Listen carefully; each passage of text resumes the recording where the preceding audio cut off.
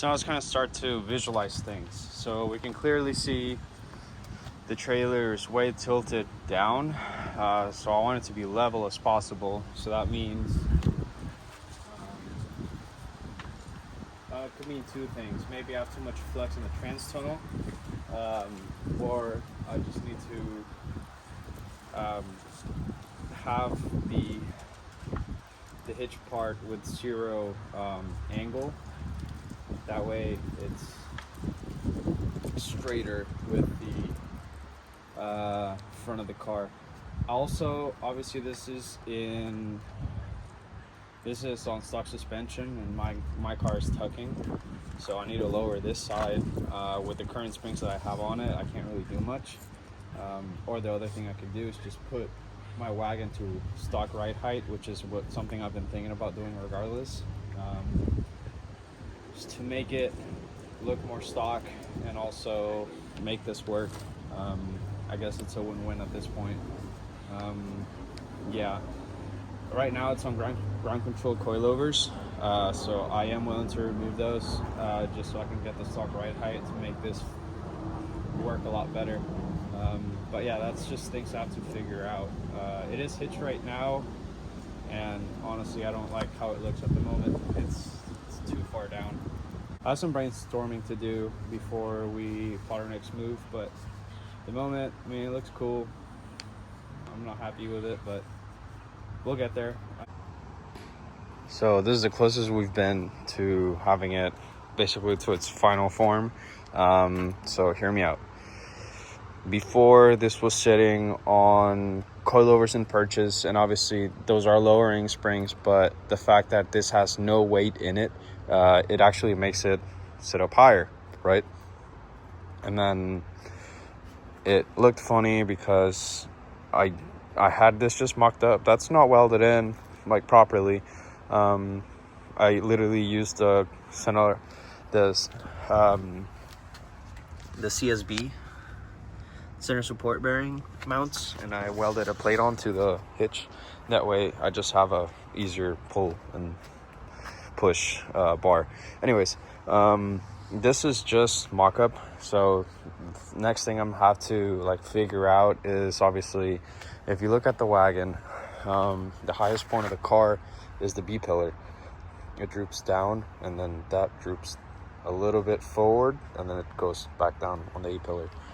So you got to keep that in mind. This will be the tallest part of the trailer, so it'll always look funny because that is the lowest part of the trailer. It's never going to be flat. You don't want it to be flat. You want this to be the tallest point. So right now we have it set up around the same height as the wagon.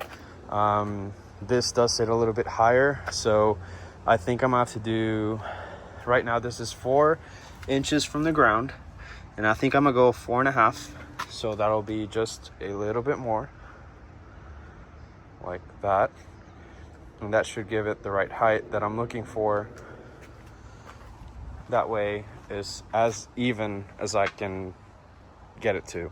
That way I can go ahead and start mocking this up. So as you can see right now, this is higher up here and lower down here. To make this even, I might have to go straight right here onto the cabin through the top of the car. And this length is looks excessive, but it's about 3 feet. And this kind of helps you not to jackknife the car. So you can turn and do whatever you need to do, tight spaces, whatnot, and you shouldn't have any issues jackknifing it. So keep that in mind whenever you build something like this. You don't want to crush your rear bumper on the edges because you're backing up in a tight spot. So something to keep in mind. So that is 3.5 inches off the ground. Sorry, definitely not. 1 foot and something else. Let me see. 13 inches. So it's 1 foot 1 inch and 3/8 off the ground.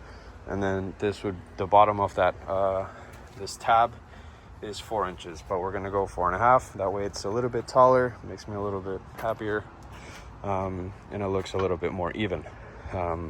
Right now it looks really good. This does sit a little bit taller than my wagon. My wagon's much more tucked, but this thing is just on springs. It's not on the purchase. The purchase are removed. So it's just springs right now, and I cannot go lower unless I heat them up more, and I don't want them to be super uneven.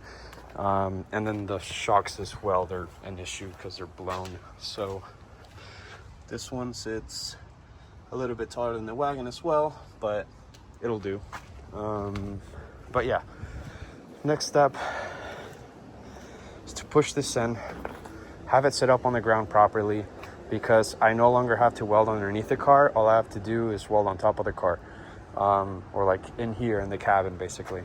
So it makes my life much easier, but also I need to make sure everything is straight as possible before welding. So obviously I got the height off the floor, I got the height from here, and then whenever I remove this, I can put it on there on the top inside the cabin and visualize, make sure it's straight as possible before welding it to that. And then obviously I still need to reinforce all of this. This is really flimsy. If whatever I weld on here won't be as sturdy, but it'll be way sturdier than welding it to the bottom. So yeah, I can weld this to the backside, to here, and then I can run plates to hold the door, because that's another thing I need to do, is reinforce these doors. So it might just work out. So I'm gonna push this back in. I got the measurements I need, and we'll continue working in there.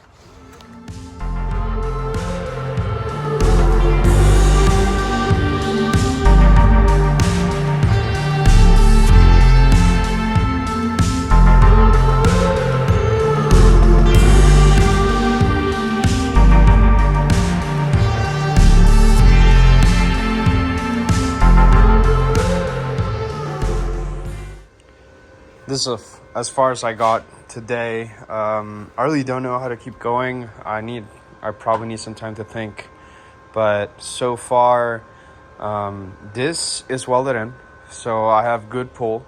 The problem is it's really flimsy side to side. You can see all that flexing.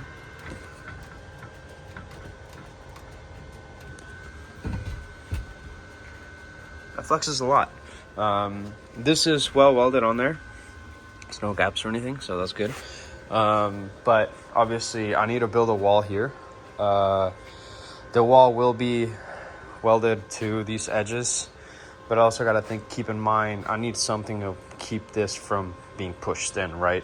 I can take that to my advantage because I can reinforce this without having the tripod legs going into it like most hitches do. So my idea here is probably get some of the square tubing, interlock them here somewhere, maybe get like a 6-foot section. This is only 5 and I'm a little short, so I'm thinking just go ahead and get 6, interlock them. That way this is not just being held on by welds force being pushed this way, it's also being distributed into the sides. And I can use that to my advantage because I do need to use the hinges. I need to reinforce those. So if I get square tubing that's a little bit longer, I can channel it and make it flush. Do the same on the other side. Channel that in, and I should be able to weld everything on there. That way I can have it reinforced from forces being applied this way, braking, and all of it all around.